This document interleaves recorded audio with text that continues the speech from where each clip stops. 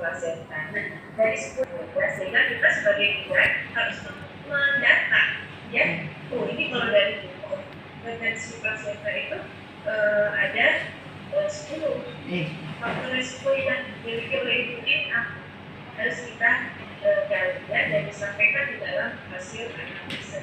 Kemudian kalau dari penyebab, 3 penyebab, kira-kira penyebabnya apa dari pasien itu? Adesif kayaknya Bu, adesif Pak. Untuk penyebabnya kan ada 3, yang placenta adesif, akreta, sama inkarserasi placenta. Yang ini adesif Pak. Itu bukan jenis Bu. Kalau satu fase aktif memanjang, jadi kontraksinya nggak ada. Penyebabnya Kalau satu fase aktif memanjang, mungkin dari fase aktif memanjangnya tadi juga bisa Bu. Oke, ya, yang dialami oleh pasien di masa kelas 1 ya, fase aktifnya memanjang sampai berapa menit atau jam? Ya, itu Bu karena dari perujuknya tidak menyertakan faktografinya, jadi kita tidak bisa menentukan secara pasti berapa lamanya. Tapi kalau dari anamnesa itu dari jam 5 ke terasa mulai infarksi. Melihat langsung ini ya, proses kelahirannya. Melihat Bu. Kalau melihat, cuman dari awal dari fase latennya. Jadi pasiennya datang udah pembukaan 89, 1 jam kemudian lengkap gitu. Soalnya tadi juga disampaikan bahwa fase aktifnya ini memanjang, ya. Ini memanjangnya sampai berapa sih? Sehingga ini apakah memang menjadi faktor penyebab dari ibu ini mengalami retensi placenta? Nah, itu saya belum pernah di dalam analisa. Kemudian beberapa ini pasien dan ibu tadi menyampaikan terjadi perdarahan ya, yang setelah keluarnya janin ya, kemudian kali pusatnya tidak bertambah panjang, karena belum ada pelepasan ya, sehingga terjadi adanya perdarahan di buluhan sini. Untuk pemeriksaan HB-nya ada berapa datang ibu 12. Setelah pemeriksaan HB kita lakukan lagi 24 jam setelah kelahiran di ruang nifas, di HB-nya itu di 11,5. Penurunannya tidak banyak karena berarti ada penurunan ya. Dalam masa ibu konsultasi ya, kelahiran dari rumah sakit itu, kira-kira hal-hal yang perlu diperhatikan kondisi ibu apa saja? Satu dari psikisnya Bu, satu psikis, keduanya fisiknya kelelahan dari pasiennya juga. Psikis kenapa? Karena pasien ini datang ke rumah sakit swasta karena dulunya suaminya bekerja, terus kemudian tidak dirujuk ke rumah sakit itu dengan alasan katanya fase aktif memanjang. Tapi secara keilmuan setelah saya lihat di anamnesa, untuk dari infarkt jam 5 lahir jam 11 itu masih dalam rentang waktu yang aman, tidak termasuk dalam fase aktif memanjang. Ternyata diselidiki lebih dalam karena sistem pembayaran. Dulu BPJS-nya aktif, jadi bisa melahirkan di swasta tercover. Ketika suami pasien sudah tidak bekerja lagi, BPJS-nya tidak aktif, nah itu yang menjadi rujuk ke kita ke rumah sakit Samsudin. Itu setelah dikaji lagi ternyata alasan itu.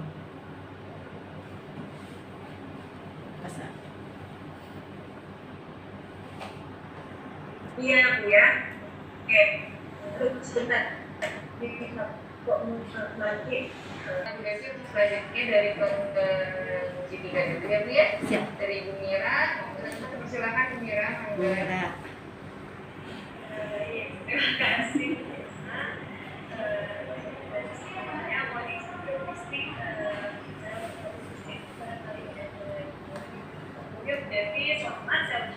Terima kasih. Dengan dari Ibu itu bisa segera juga bisa maju gitu ya. Harapannya sebelum UPOM mudah-mudahan sudah bisa dipresentasikan sehingga fokus fokus waktunya nanti lebih terfokus ya untuk pasien. Iya. Bu Irma mungkin sudah bergabung, mau isi dulu mungkin.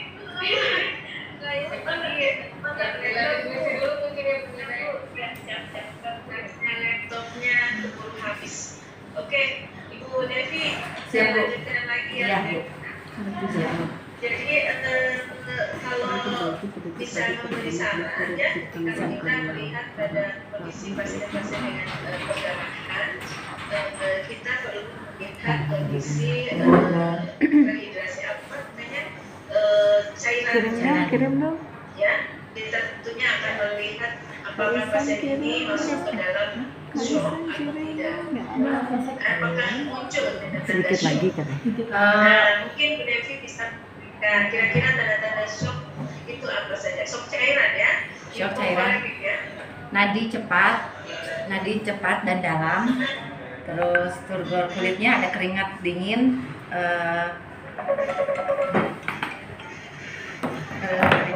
dan PTV yang lain mungkin tensinya ada penurunan. Lihat matanya, cekung mungkin. Untuk pernapasannya mungkin lebih cepat.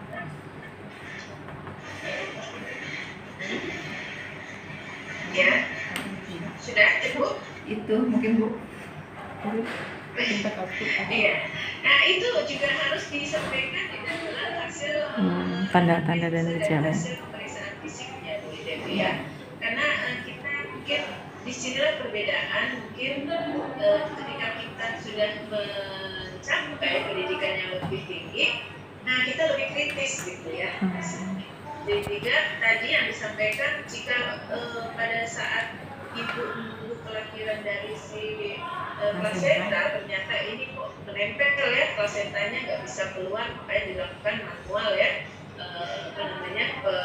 pengeluaran plasentanya, maka ibu harus memperhatikan kondisi shock pasien dan kondisi cairan tubuh pasien.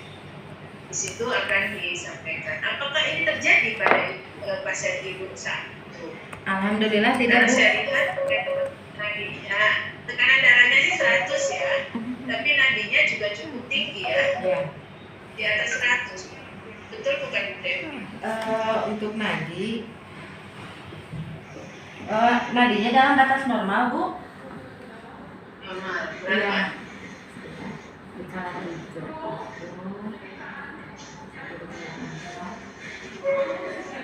Nadinya di 100, paling tinggi di 100, Bu. Paling tinggi di 100 ya. Sebetulnya ini mah tidak normal kan Bu Devi ya? Apakah normal saat melahirkan? Nggak bisa masuk segini nih. Memang ada di atas ambang normalnya. Oke, ya. Nah di situ itu kan tulisannya resiko perdarahan. Sebetulnya pasiennya sudah perdarahan atau belum? Untuk pada saat penanganan belum ada, belum perdarahan karena perdarahan tidak lebih dari 500 cc. Masih batas normal ya. Nah sehingga yang perlu dilakukan atau diperhatikan oleh bidan dalam menangani pasien ini tanda-tanda dari kekurangan cairan tadi ya. Karena kan sering juga kita jadi kecolongan ya karena adanya kekurangan cairan ya, sehingga ibu juga harus melihat bagaimana inputnya cairan yang masuk pada pasien dari infus, kan ada ya di infus juga pasiennya.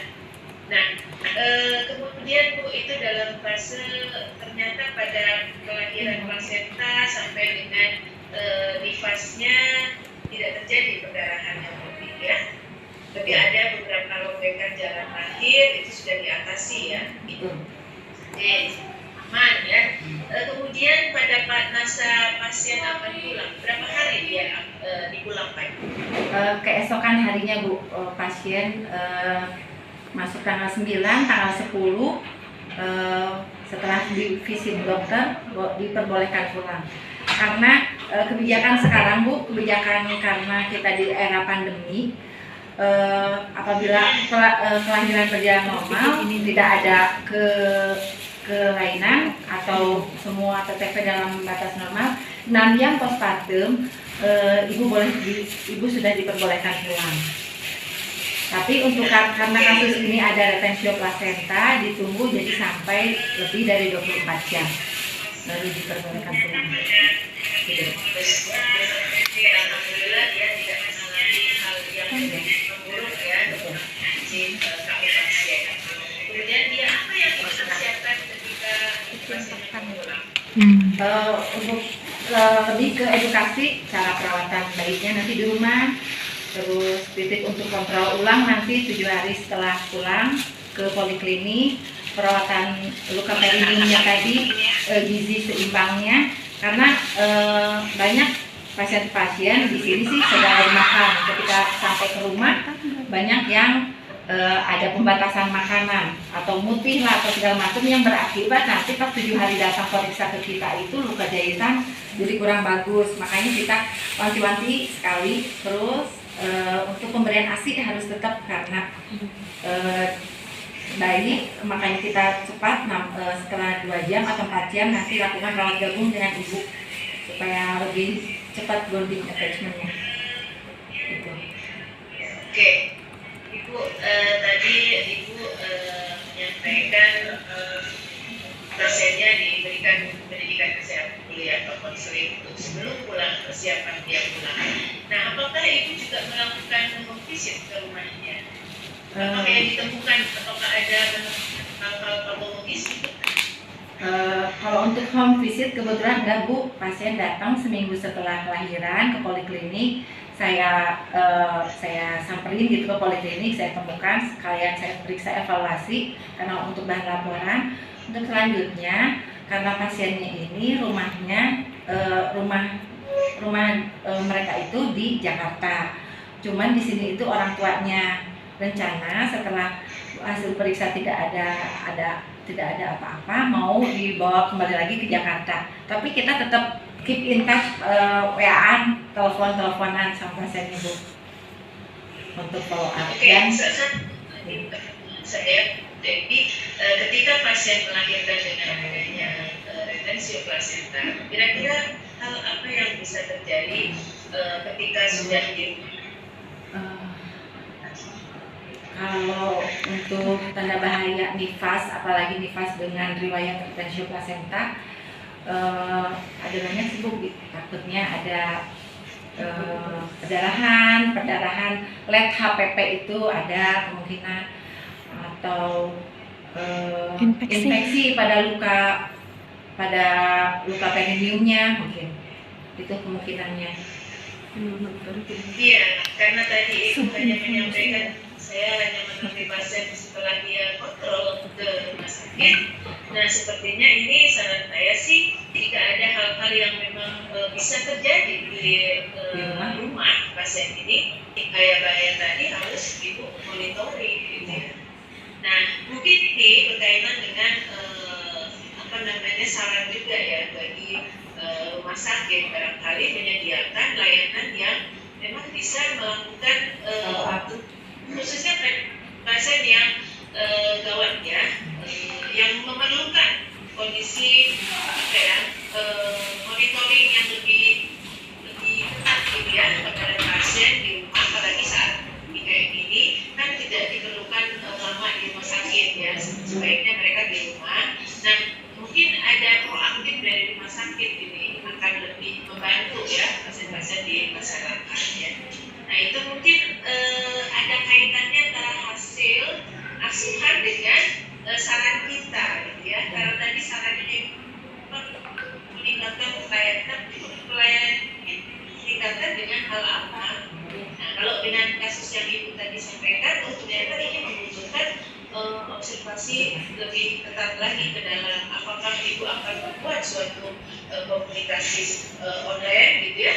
Nah, itu juga bisa memberikan kontribusi terhadap rumah sakit ya, sehingga meningkatkan pelayanan di kebidanan ini akan menjadi lebih bagus dan lebih modern lagi ya, ya.